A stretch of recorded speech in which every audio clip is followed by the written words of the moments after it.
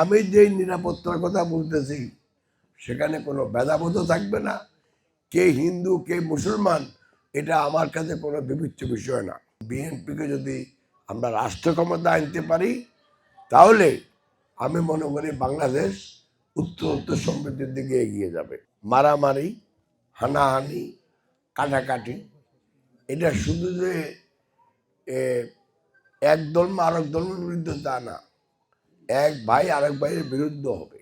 বাংলাদেশ স্বাধীন হওয়ার পর 52 বছরে যত নির্বাচন হয়েছে আমি মনে করি বাংলাদেশের ভবিষ্যতের জন্য আগামী 12ই ফেব্রুয়ারি নির্বাচন, যেটা 13তম সংসদ নির্বাচন, সবচেয়ে বেশি গুরুত্বপূর্ণ। এই নির্বাচন বাংলাদেশের ভাগ্য নির্ধারণ করবে। একদিকে যদি আমরা যাই তাহলে আমার ধারণা মারামারি, হানাহানি, কাটাকাটি এটা শুধু যে এক ধর্ম আরেক ধর্মের বিরুদ্ধে তা না, এক ভাই আরেক ভাইয়ের বিরুদ্ধে হবে। যেমন আমরা দেখতেছি আফগানিস্তানের তো হিন্দু কম, সেখানে আজকে 20 বছর থেকে মারামারি চলছে। সিরিয়া তো হিন্দু একদমই নাই, কিন্তু সেখানেও দেখেন 10 বছর থেকে মারামারি। তো একদিকে মারামারি, হানাহানি, কাটাকাটি, দেশকে বিভাজন করা, অন্যদিকে বাংলাদেশের বর্তমানে যে পুঞ্জীভূত সমস্যা, সেই সমস্যাগুলা থেকে উত্তরণ ঘটিয়ে বাংলাদেশকে উত্তরোত্তর সমৃদ্ধির পথে নিয়ে যাওয়ার আরেকটা রাস্তা। অতএব বাংলাদেশের জনগণ ঠিক করবে বাংলাদেশের কোন দিকে নিয়ে যাবে।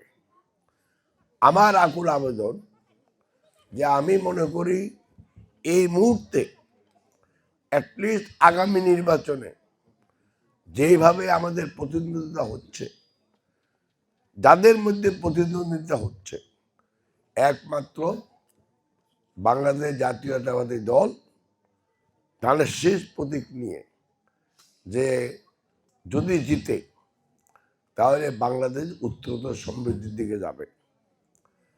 আমাদের দলের চেয়ারম্যান সম্মানিত তারেক রহমান সাহেব সেই ডিসেম্বর মাসে আসার পর থেকে আপনারা অনেক বক্তৃতা তা শুনছেন, পেপারে দেখছেন। উনি কোনো দলকে কটাক্ষ করে কোনো কথা বলেনি। গত 2-3 দিন আমাদের একটা প্রতিদ্বন্দ্বী দলকে নিয়ে কথা বলতেছে। আমি মনে করি সেটা যথার্থ।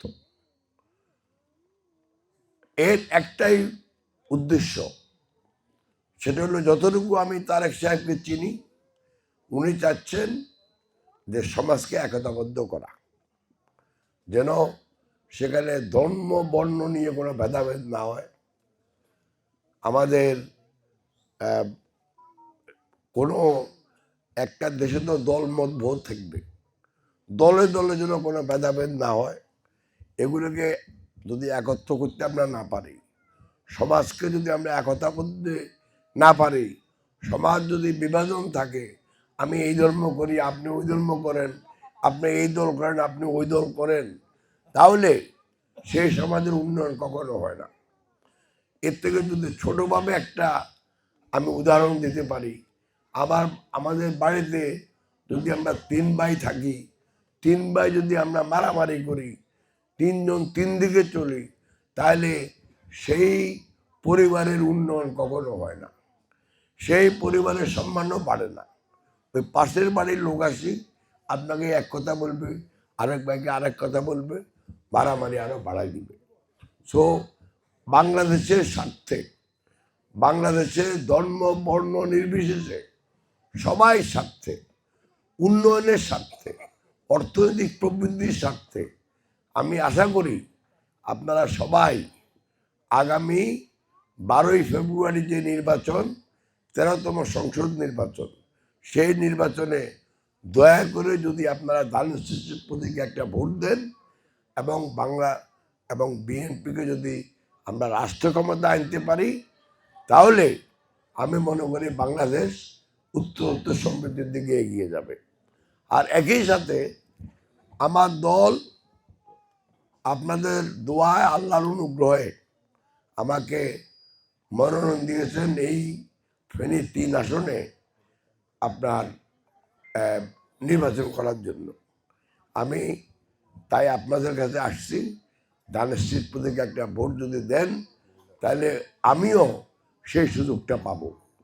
এই সুযোগের সদ্ব্যবহার করে আমি আপনাদের ওয়াদা করতে পারি যেটা আপনাকে আমাকে কাছে পাবেন, এবং যেগুলি জাতীয় সমস্যা বা যেগুলি জাতীয় উন্নয়ন, যেমন আমাদের শিক্ষার মান উন্নয়ন, আমাদের স্বাস্থ্যসেবার মান উন্নয়ন, কৃষির উন্নয়ন, এই খেলাধুলার উন্নয়ন, সংস্কৃতির উন্নয়ন তো আছেই। একই সাথে আমাদের স্থানীয় সমস্যাগুলা, যেমন নদী ভাঙ্গন, নদী সোজাকরণ, ওই সুইচ লাইট ঠিক করার পরে আমাদের সেচ ব্যবস্থার উন্নয়ন, যাতে করে কৃষির উৎপাদনশীলতা বাড়ে, ওই লালপুরের ফ্লাইওভার নির্মাণ, এগুলির ব্যাপারে আমি প্রথম দিন থেকে সদস্য হব ইনশাল্লাহ। এখন আমি কথা বেশি লম্বা করব না, আমার গলা বসা। আমাদের এই ফেনী 3 আসন আমার প্রিয় সোনাগাজী ও দাগনভূঞা নিয়ে গঠিত। এই ফেনী 3 আসনে আমাদের মা, বোন, চাচি, খালা তাদের নাম্বার বেশি দেন পুরুষদের ভোট। অতএব দয়া করে আপনারা যে যার বাড়িতে গিয়ে, এখানে অনেক আমার মা খালার মতো লোক আছে, মহিলারা আছেন, ওনারা তো আসেনি, যারা নাই, যদি আমার ভাইয়েরা যদি দয়া করে বাড়িতে গিয়ে ওনাদেরকে দয়া করে যদি একটু বলেন ধানের শেষ প্রতীকে একটা ভোট দিতে, আমি আপনাদের কাছে কৃতজ্ঞ থাকবো। আর আমাদের চেয়ারম্যান সাহেব আছে না এখানে, চেয়ারম্যান সাহেবের কথায় আমি বুঝি যে এখানে ওই একদিনের যে নিরাপত্তার অভাব না।